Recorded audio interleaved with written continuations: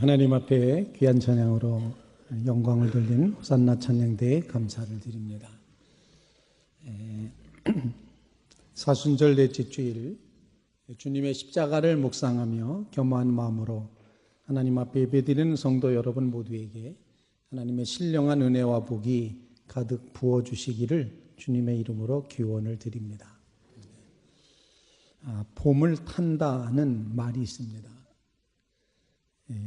움츠려 있던 겨울을 보내고 맞이하는 봄은 활기차고 힘이 있어야 된다고 생각하는데 아직도 겨울의 움츠림에 무기력증을 보일 때 봄을 탄다 이렇게 이야기를 하는 것 같습니다. 또 한편으로는 봄 기운은 우리를 하여금 어디론가 다른 세상으로 떠나야 할 것 같은 느낌, 일상을 탈출해야 할 것 같은 그런 마음의 요구가 강하게 작동할 때 가만히 있기 힘들어서 그래서 우리는 그때를 가르쳐서 봄을 탄다 이렇게 표현합니다. 솔직히 교우 여러분 모두가 다 좀 봄을 타시기를 부탁을 드립니다. 봄을 타시는데 우리는 이 사순절에 신앙적으로 주님의 고난을 따라 걷는 순례의 길을 함께 걸으면서 여러분이 봄을 타셨으면 좋겠다. 그래서 예루살렘에 올라가셔서 십자가의 고난을 몸소 당하시는 주님을 기억하면서 내일부터 이루어지는 사순절 특별 새벽 기도에 봄 타는 교우 여러분들이 적극 참여해 주시기를 부탁을 드립니다. 최근에 우리 최 목사님이 동영상 하나를 저한테 보내줬는데 새벽 기도에 나오도록 권면하는 그런 영상이랍니다. 아프리카 이제 사람들이 그 노래하는데 노래가 그런 내용입니다. 나오라우야, 나오라우, 나오라우에, 나오라이에, 나오라우 하면서 새벽 기도 나오라고 하는 그런 영상을 보내줬습니다. 여러분들이 봄을 타는 마음으로 이 사순절의 특별 새벽 기도에 참여함으로 주님이 고난을 향해 걸어가신 예루살렘의 길을 같이 동참해가는 믿음의 성도들이 되시기를 간절히 바랍니다. 오늘 주시는 말씀은 예루살렘에 올라가는 길을 보여줍니다. 구약의 말씀도 예루살렘으로 올라가는 다윗의 이야기를 보여주죠. 바로 앞부분에는 역사적인 대관식이 이루어져서 장로들이 다윗에게 다시 한번 기름을 붓고 이스라엘의 왕으로 삼았다는 그런 표현이 나와 있습니다. 즉 왕으로 취임식을 하게 된 것입니다. 그리고 다윗은 왕국의 기반을 다지기 위해서 예루살렘으로 옮겨가는 이야기라 오늘 본문 말씀의 내용입니다. 또 마가복음에는 예수님께서 이미 두 차례에 걸쳐서 예수님이 이제 순환을 당하고 고난을 당하실 것을 예고하는 순환 예고의 말씀이 있었는데 이번에 세 번째로 하시는 말씀이 오늘 본문의 말씀인데 예루살렘으로 올라가는 길에 예수님께서 하신 말씀이 보라 우리가 예루살렘에 올라가노니 예루살렘으로 올라가는 길, 그 길의 이야기를 우리에게 전해주고 있습니다. 예루살렘으로 올라가는 길이라는 이런 제목을 가지고 이 사순절에 주님은 우리에게 어떤 말씀을 주시는가 말씀 속에서 함께 하나님의 음성을 듣는 귀한 시간이 되시기를 바랍니다. 첫 번째로 예루살렘에 올라가는 길, 다윗의 길이거나 예수님의 길이거나 이 길은 어떤 길이었는가 하니 남은 죄를 정복하는 길이다 이렇게 정의를 내려보게 됩니다. 남은 죄, 즉 왕과 그 부하들이 예루살렘으로 가서 그 땅 거민 여부수 사람들을 치료하며 그 사람들이 다윗에게 말하기를 네가 이리로 들어오지 못하리라 이제 눈먼 자와 저는이라도 너를 물리치리라 이렇게 생각하는 저희 생각에는 다윗이 이리로 들어오지 못하리라 함이나 다윗은 시온 산성을 빼앗았으니 이는 다윗성이더라. 즉 오늘 본문은 마지막 남아 있었던 여부수 족속을 예루살렘으로 올라가면서 그들을 물리치는 이야기가 본문에 기록이 되고 있습니다. 여부수 족속을 물리치고 정복하며 예루살렘으로 올라갑니다. 블레셋을 물리칩니다. 견고한 왕국을 세워가게 됩니다. 다윗이 이렇게 예루살렘으로 가는 길은 마지막 남아있는 아주 끈질기게 붙어 있었던 여부스라는 족속, 가나안 7족 중에 하나였던 여부스 족속을 물리치는 그런 길이었습니다. 이스라엘 모든 장로들이 다윗을 왕으로 추대하는 것은 사울 왕이 몰락했기 때문에 마지못해서 하는 것이 아니라 하나님께서 다윗을 이스라엘의 주권자로, 목자로, 왕으로 삼으셨고 승리를 주셨기 때문에 기름 부어 왕으로 삼고 있습니다. 하나님의 섭리가 이루어졌는데 이렇게 대관식이 이루어진 이후에 다윗은 마지막 끈질기게 남아있었던 족속 여부스 족속을 응징하며 정복해 들어갑니다. 여러분 좀 이상하지 않습니까? 어떻게 예루살렘에 가나안 7족 중에 하나인 여부스 사람들이 차지하고 있었는가? 다윗 시대인데, 사사 시대도 아니고 여호수아 시대도 아니고, 그런데 다윗 시대인데 아직도 여부스 사람들이 예루살렘을 차지하고 있었더라는 것입니다. 가나안 정복 당시에 여호수아에 의해서 이 여부스 사람들이 일시 패배하기는 했지만 일부 세력들이 잔존하다가 유다와 베냐민 지파 사람들이 자신들이 할당받은 그 땅을 정복하는 일에 소홀한 틈을 타서 저들이 열심히 정복했어야 되는데 그렇게 하지 않고 물깃는 사람으로, 장작 패는 사람으로 이렇게 남겨놓았다가 이 여부스 족속이 점점 예루살렘을 방어 진지를 해서 점차 세력을 확장하고 있었던 것입니다. 그래서 다윗 시대에 와서는 예루살렘을 아예 차지하고, 그리고 다윗이 들어오려고 할 때 아니 우리는 장애인이라도 나가서 너를 맞을 수 있다, 막을 수 있다, 이렇게 말하면서 자기의 그 호언장담하고 있는 그런 모습을 보여주고 있습니다. 그런데 예루살렘으로 올라가는 길은 이처럼 남아있었던 마지막 가나안 족속 여부스 족속을 정복해 가는 것입니다. 영적인 의미로 본다면은 이 사순절의 예루살렘으로 올라가는 길은 아직도 우리 속에 남아있는 죄악된 모습들, 허물된 모습들, 완전히 정복당하지 못했던 이 여부스와 같은 것들을 다 제거하고 정복하고 응징하는 그런 모습, 떨쳐버릴 것을 떨쳐버리는 그런 모습이 예루살렘에 올라가는 길의 의미라 이렇게 생각을 하게 됩니다. 이 여부스 사람들은 지형적인 유리함만 믿고 다윗을 우습게 알았습니다. 골리앗 앞에 서서 너는 칼과 단창을 이제 나오지만 나는 만군의 하나님 여호와 이름으로 나온다고 했던 바로 이 여호와 하나님이 다윗과 함께 하신다는 사실을 여부스 사람들은 알 길이 없었습니다. 결국 예루살렘 동쪽, 남쪽은 절벽 같은 경사언덕이고, 그리고 주요 도로에서 멀리 떨어져 있어서 성 자체가 요새처럼 되어 있는 이 예루살렘, 그래서 우리를 너희가 무너뜨리지 못한다고 다윗 앞에 당당하게 말했었지만, 그러나 하나님은 다윗을 통해서 예루살렘으로 올라가는 길, 끝까지 남아있었던, 마지막까지 정말 지독하게 붙어 있었던 여부스를 정복하고 예루살렘을 차지하게 만드셨다는 것입니다.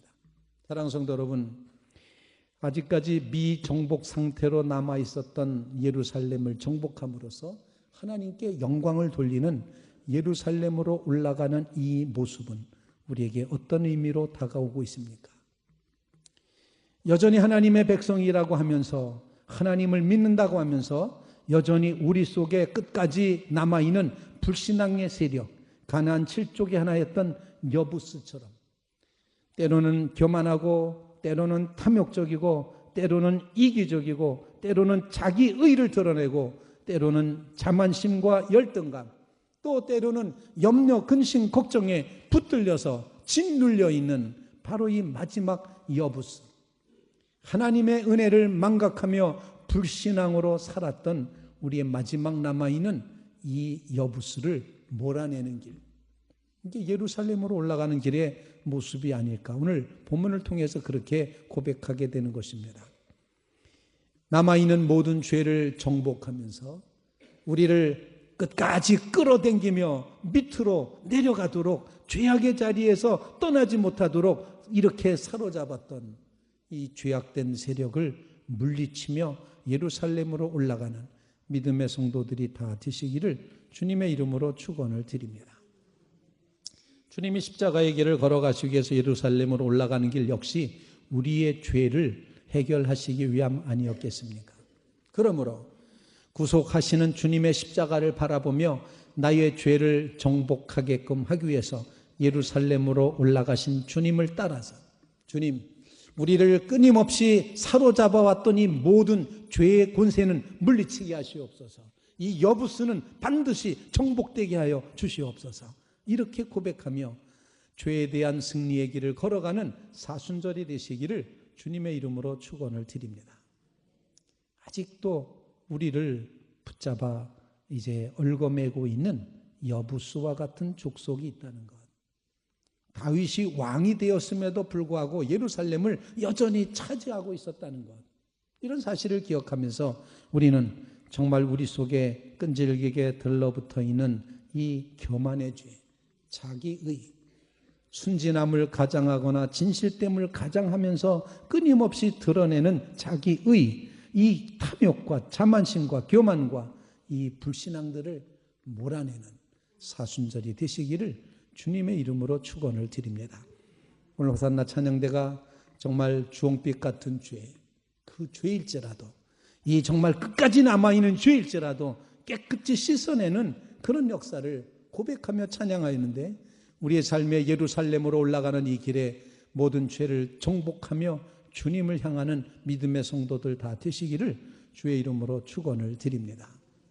두 번째로 예루살렘으로 올라가는 길, 이 길의 모습은 다윗과 예수님의 이 길, 예루살렘에 올라가는 그 길은 하나님을 중심으로 모시면서 하나님과 동행하는 길이라는 것을 가르쳐 주고 있습니다. 다윗이 그 산성에 거하여 다윗성이라 이름하고 밀로로부터 안으로 성을 쌓으니라. 만군의 하나님 여호와께서 함께 계시니 다윗이 점점 강성하여 가니라. 이렇게 오늘 말씀하고 있습니다.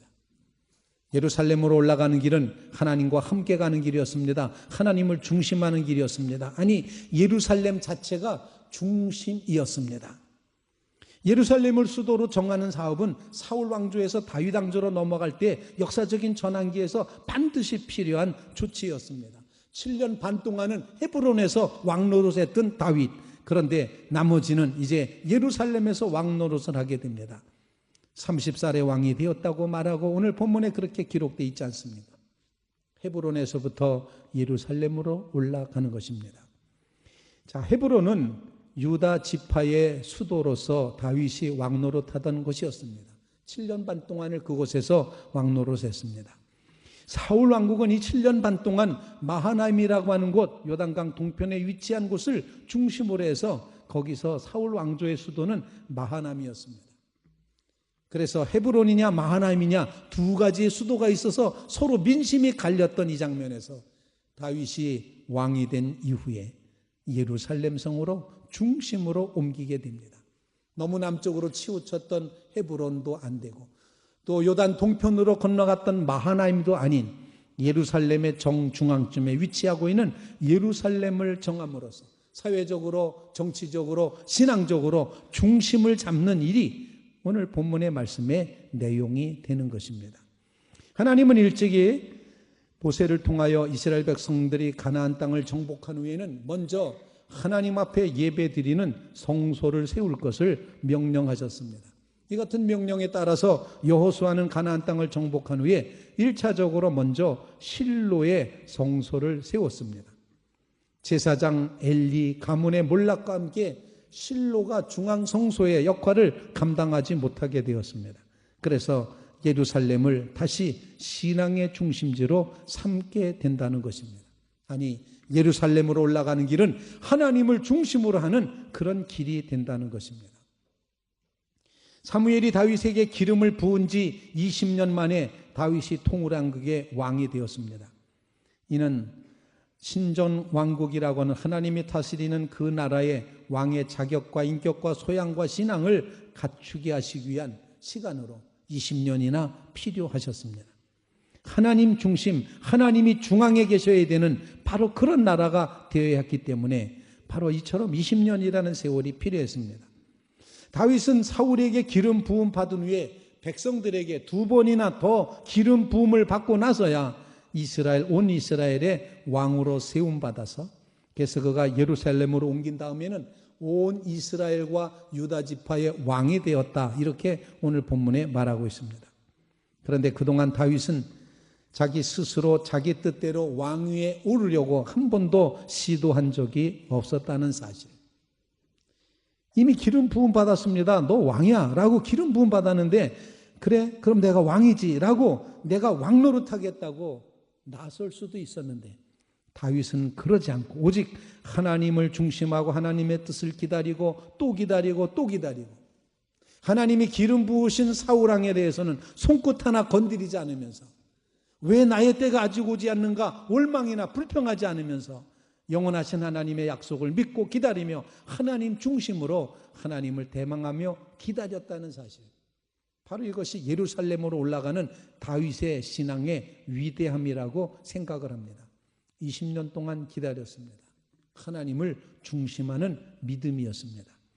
다윗은 30세에 왕이 되었다고 오늘 본문에 말하고 있습니다. 이스라엘 백성들에게 있어서 30세는 레위 사람들이 성전에서 봉사할 수 있는 나이입니다. 예수 그리스도께서 공생애를 시작하신 나이이기도 합니다. 헤브론에서 예루살렘으로 수도를 옮기는 것, 이것은 하나님을 중심하고자 하는 의도가 거기 있었다는 것입니다. 드디어 하나님이 그 백성 다윗과 함께 하셨습니다. 하나님이 다윗과 함께 하심으로 그가 강성해졌다고 오늘 본문에 표현을 합니다. 한 번도 하나님 중심에서 벗어나지 않았던 다윗, 예루살렘으로 올라가면서 더 하나님을 중심하고 더 하나님과 함께 했음을 보여주는 장면이 오늘 본문에 나와 있는데, 다윗이 요청하지도 않았는데 페니키아의 한 베니게의 주요 도시 국가였던 두로에 우리는 형제라는 이름을 지녔던 히람 왕이 백향목과 또한 그 기술자들을 보내줘서 다윗의 왕궁을 세우는 장면을 본문에서 보여주고 있습니다. 이는 하나님을 중심할 때 흥왕해가고 강성해지고 주변 사람들이 도와주는 역사가 있게 된다는 것을 우리에게 보여주고 있습니다. 예루살렘으로 가는 길, 하나님을 중심하며 하나님과 함께하며 축복받는 길이라는 사실을 오늘 본문이 증언을 합니다. 이 사순절에 하나님을 중심으로 하나님과 함께 걸어가심으로 하나님이 부어주시는 강성하게 하시는 복, 또한 주변 사람들을 통해서 도와주게 하시는 이 귀한 복이 임하시게 되기를 주님의 이름으로 축원을 드립니다. 예루살렘으로 올라가는 길에는 하나님 중심, 하나님의 동행함이 있어서 강성하고 흥왕하는 귀한 축복이 이루어지게 될 것입니다. 세 번째로 예루살렘으로 올라가는 길, 이 길의 모습은 하나님의 뜻과 역사를 이루는 사명의 길이라는 사실을 보여주고 있습니다. 인자가 대제사장과 서기관들에게 넘기우며 저들이 죽이기로 결의하고 이방인들에게 넘겨주겠고 능욕, 침뱉고 채찍질하고 죽일 것이나 그는 3일 만에 살아나리라. 예수님의 고난당하심, 순환당하심은 하나님의 구원 섭리에 의한 것입니다. 하나님의 사명을 이루는 길입니다. 예루살렘으로 올라가는 것은 하나님의 뜻을 완성시키는 길입니다. 이미 말씀드린 것처럼 순환 예고를 몇 번째 하시는 것인가 하니 이번이 세 번째입니다. 내가 이렇게 순환당할 것이다, 고난당할 것이다. 그런데 이제는 세 번째 하시는 이 순환 예고는 보다 더 구체적이고 내용도 분명하고 그리고 장소도 어디서 고난받을지도 분명하게 말씀하고 있습니다. 우리가 예루살렘으로 올라간다. 예루살렘으로 가는 길, 그것은 바로 하나님의 사명을 이루고 하나님의 목적을 이루고 하나님의 뜻을 이루는 길이다. 하나님의 나라, 진리와 정의와 은혜가 다스리는 그 나라, 하나님의 목적에 의해, 하나님의 섭리에 의해 계속 진행되어져 갈 그 길, 그게 바로 예루살렘으로 올라가는 길이다 가르쳐 주시고 있습니다. 자신의 순환이 가까웠음을 밝히 드러내신 주님, 외면하거나 주저하지 않으시고 고난의 현장인 예루살렘을 향해 앞서 나가신 것, 자기 희생의 본을 보이시는 것, 이 모든 것은 다 하나님의 뜻과 목적, 내 원대로 마옵시고 아버지의 뜻대로 하옵소서, 하나님의 이루실 일을 반드시 이루시옵소서 사명으로 걸어갔던 길임을 우리에게 가르쳐 주고 있습니다. 사랑하는 성도 여러분, 십자가 죽음은 우리를 위해 예정된 것이었고, 그런데 그 죽음은 죽음으로 끝나지 않고 3일 만에 부활하심으로 하나님의 영원한 승리를 이루는 하나님의 목적이고 하나님의 사명이고 하나님의 뜻이었음을 우리에게 가르쳐 주고 있습니다. 여러분이 이와 또 이 같은 사명의 자리에 설 때 영적으로 자신감을 얻으시게 될 줄로 분명히 믿습니다. 하나님께서 우리를 불러내셔서 예루살렘으로 올라가는 길에 동참하자고 하시는 것은 하나님의 목적, 하나님의 뜻을 이루시기 위함입니다. 예루살렘으로 올라가는 길은 넘겨지는 길이고 채찍받는 길이고 침뱉음 당하는 길이고 능욕당하는 길이고 비아 돌로로사 고난의 길이고 희생의 길이었습니다. 죽음에 이르는 길입니다. 그런데 하나님의 뜻을 이루는 사명의 길입니다. 3일 만에 다시 살아나는 길입니다. 예루살렘으로 올라가는 길은 바로 생명으로 나아가는 길이었음을 보여주고 있다는 것입니다. 본문의 예수님은 제자들보다 앞서 가십니다. 정말 마감한 기록하고 있는 독특하고 생생한 장면 묘사입니다. 예수께서 제자들보다 그들보다 앞서 서서 가시는데 하나님의 뜻을 이루고 하나님의 진리를 이루기 위해서 무엇도 두려워하지 않으시면서 그 목적만을 바라보고 나가시는 예루살렘으로 향하는 그 길, 제자들도 놀랬고 함께 가던 사람들도 놀랐습니다. 그러나 주님은 주저하거나 두려움 없이 하나님의 뜻을 이루기 위해서 당당하고 단호한 모습으로 올라가시고 있다는 것입니다. 주님께서 말씀하신 순한 예고 6가지 구체적인 고난의 모습을 담고 있습니다. 서기관들에게 넘겨진다. 즉 대제사장들과 서기관들 72명으로 구성된 사내들인 공의회에 넘겨진다. 그 다음에 두 번째는 그들이 죽이기로 결단하고 이번에는 결의한 다음에는 이방인 로마 사람들에게 넘겨준다. 그리고는 이방 사람들은 능욕한다. 침뱉는다. 채찍질한다. 그리고 6번째는 죽일 것이다. 이 고난의 내용이 그대로 다 이루어졌다는 사실을 우리는 잘 알고 있습니다. 하지만 주님은 그가 3일 만에 살아나리라. 하나님의 사명, 하나님의 뜻, 하나님의 목적은 죽는 데 있지 않고 사는 데 있음을 우리에게 가르쳐 주십니다. 그 뜻을 완전히 이루시기 위해서 예루살렘을 향하여 올라가시고 있는 것입니다. 예루살렘으로 올라가시는 이 사순절 기간에 인류 구원의 사명을 이루시는 이 사명의 길을 따라 나서는 믿음의 성도들 다 되시기를 주님의 이름으로 축원을 드립니다. 사랑하는 성도 여러분, 주님은 우리로 하여금 이 길에 동참하자고 초청하십니다. 남은 모든 죄악, 허물, 질병, 이 모든 걸 다 정복하고 승리하는 길로 나아가자고 하십니다. 그리고 언제나 함께 하시고 하나님이 중심 되심을 깨닫고 주님과 함께 걸어가자고 우리를 초청하십니다. 그리고 내 온대로 아니라 하나님의 뜻대로 이루어지는 사명의 길을 걷자고 우리를 불러내십니다. 이 사순절에 우리에게 허락된 예루살렘으로 올라가는 길을 따라 믿음으로 나서는 주의 성도들이 다 되시기를 주님의 이름으로 축원을 드립니다. 같이 기도드리겠습니다. 걸어가신 주님, 여전히 우리를 끌어당기는 죄악된 권세를 끊어주시옵소서. 여부수 족속이 아직도 예루살렘에 남아있다는 사실이 끔찍합니다. 주님, 우리 속에 있는 이 모든 여부수를 물리치도록 인도하여 주시옵소서. 또한 하나님과 동행하며 하나님을 중심 삼을 때 그때 축복이 있으며 강성하고 흥왕한다는 사실 기억하게 도와주셔서 주님 중심으로 걸을 수 있도록 인도하여 주시옵소서. 하나님의 목적, 하나님의 사명을 위해 걸어가도록 우리를 불러내셨사오니 주님의 발자취를 함께 따라 걷는 사순절의 성도들이 되도록, 순례자들이 되도록 축복하여 주시옵소서. 이제 주홍빛 같은 우리 죄를 사하시는 예수님의 이름으로 기도하옵나이다. 아멘.